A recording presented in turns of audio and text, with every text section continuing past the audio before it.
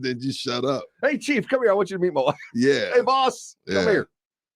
Or you want to see me introduce you fast? Let a female come up to me first. I'm like, oh, you see me, my wife? I haven't met your friend here. Dude, I introduce when it's a female, because like, ladies, like they don't want you or anything. So they just come in to say hello. But I'll introduce my wife so fast. Like I don't even get the how you doing out before I'm like, hey, this is my wife. Do you lead with my wife? Or do you lead with Anna? Wife. If it's another female, you better lead with wife. Master. This is my owner. Dude, I'm such a punk. This is my boss. Yeah, I'm such a punk. Like, oh, this is my wife. You remember my wife? Remember my wife. If you hug me, you have to hug my wife. Let me give y'all ladies out there that listen. If you hug me, you have to hug my wife. Speaking of people I want to hug. I'm sorry, Coach. Sorry, Coach. Sorry about that. Welcome on the show. He is Mike McCarthy, head football coach of your Dallas Cowboys, brought to you every week by AA Best Bail Bonds. Coach, welcome aboard. How's your morning going? It's going well. Well, Hey, Jay, how you doing today? I'm good, Coach. What's going on? I'm just sitting there getting ready to rock and roll with them. I mean, this is the best way to start your day with some big red tacos and hanging out with you two guys. There we go. Breakfast with R&R in the morning. I understand from Jonathan he was going to switch things up this morning. He was going to bring some burritos, kind of stretch his culinary flair. How's it look? I haven't seen them yet. I heard they've arrived. Well, he was excited to bring them to you, Coach. Just told me they're here. So well, we're glad you got them. Let's dive into the Fast and Furious Friday. That is the Friday before a big game. When you play the Patriots, you're getting on the road, getting away from home a little bit, and you're going against the legend that is Belichick. Certainly, the coaching comparisons and the competition are going to be underlying there. When you go against a team like New England and a coach like Belichick, how much do you focus on them, and then how much do you balance that with focusing on yourself? The old Sun Tzu thing about knowing yourself as well as your enemy.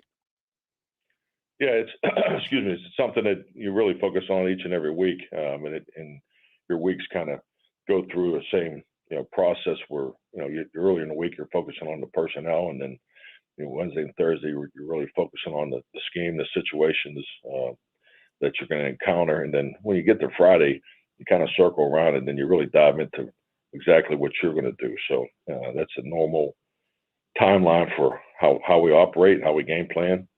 So that is no different this week.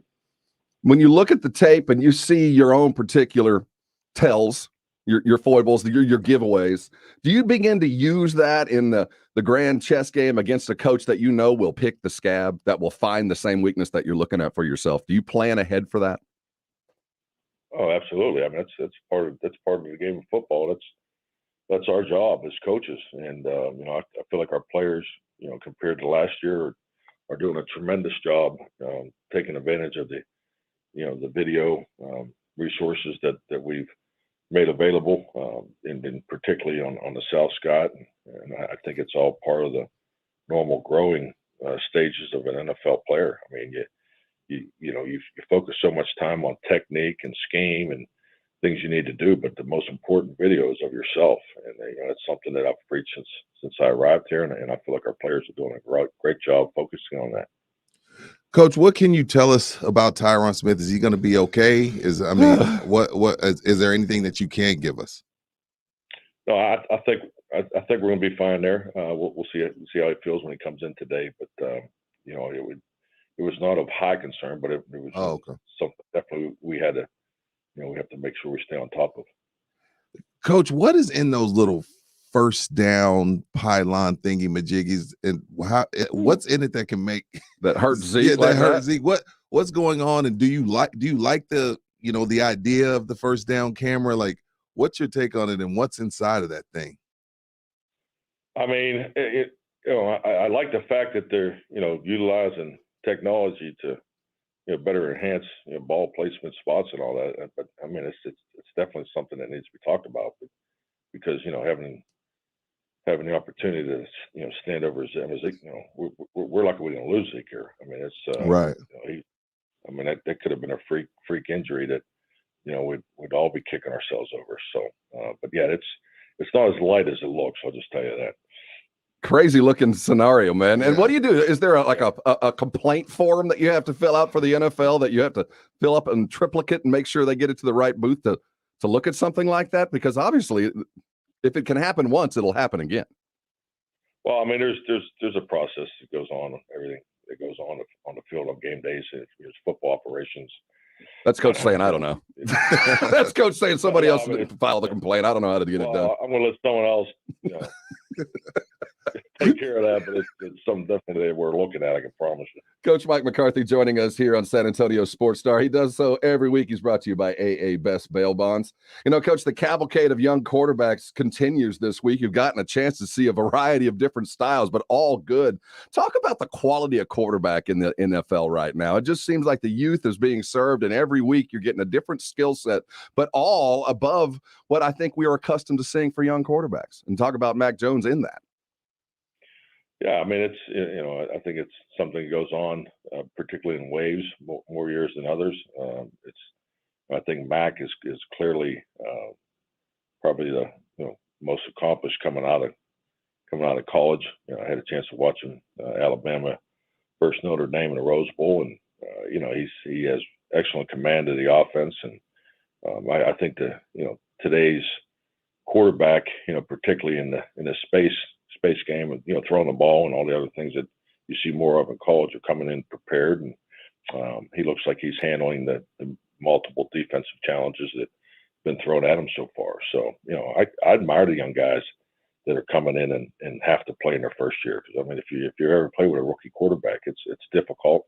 It's a challenge not only for the quarterback and the offense, but it's also a challenge for the whole football team. And this team here in New England, they're built the right way, defense, special teams, and and the quarterback's doing a really good job, with their style of offense. Coach, do you guys, as head coaches, assistant coaches, do you roll your eyes when the media or fans call it a trap game? Do coaches even say that term, trap game, or is it just every game you go out and prepare? Is that just a media thing? I've seen it. I've been in rooms where it's been talked about.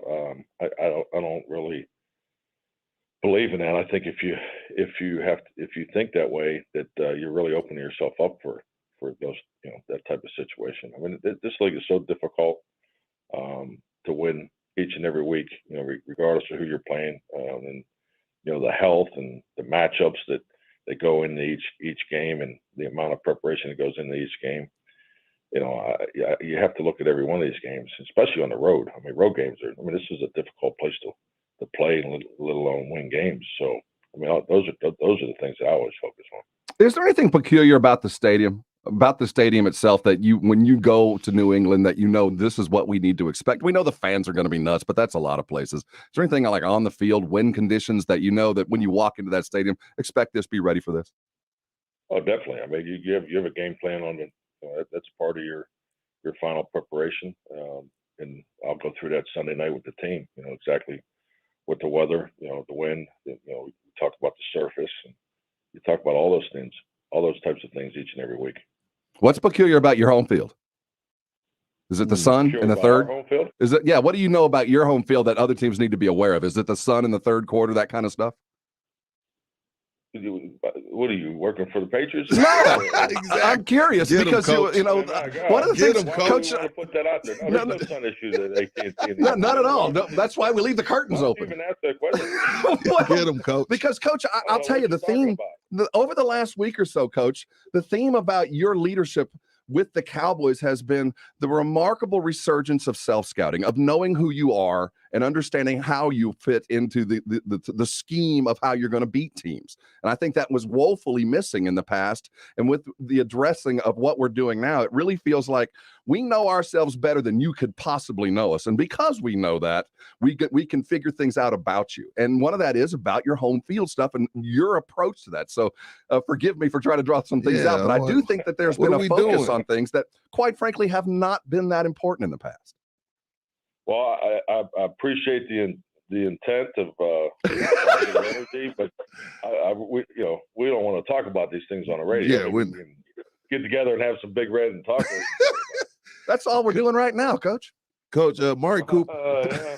Hey, Coach, Amari Cooper said the SB word, last week. When we start having a season like this, you start thinking about Super Bowl. As with you, I know before the season started, you said, look, we're not trying to win, a game or two here, trying to win a playoff game. The goal is Super Bowl. So is it taboo? Like some people, you just go, game by game.